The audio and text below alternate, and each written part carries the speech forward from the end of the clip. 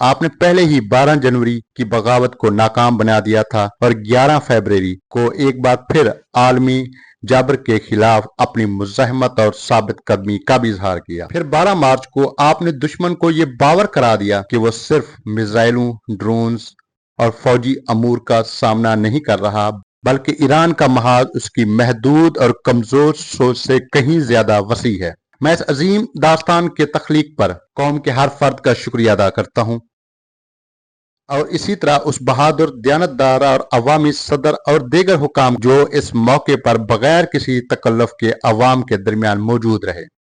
اس طرح کے اقدامات اور انہیں نمایاں کرنا بذات خود ایک نہایت پسندیدہ عمل ہو سکتا ہے جو قوم اور حکمرانوں کے درمیان تعلق اور ہم آہنگی مزید مضبوط بناتا ہے۔ اس طرح آپ عزیز ہم وطنوں کے درمیان پیدا ہونے والی حیرت انگیز اتحاد تمام مذہبی، فکری، ثقافتی اور سیاسی اختلافات کے باوجود دشمن کے اندر ایک طرح کا انتشار پیدا کر رہا ہے۔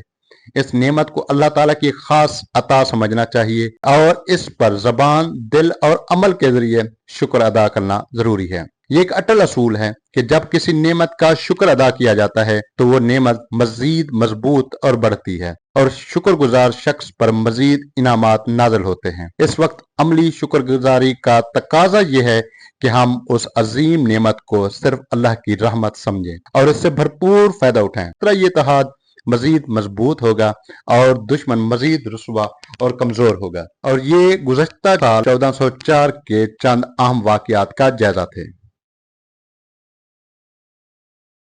میں ہوں آپ کا ہوسٹ علی جان۔ اس ویڈیو کے باقی حصے آیت اللہ سید مجتبیٰ خامنہئی کے پیغامات اور ایران جنگ پر حقائق پر مبنی ہمارے تجزیے کو سننے کے لیے ڈسکرپشن ضرور دیکھیں۔ سب سے اہم بات، ہمارے چینل کو سبسکرائب اور شیئر ضرور کریں۔ شکریہ۔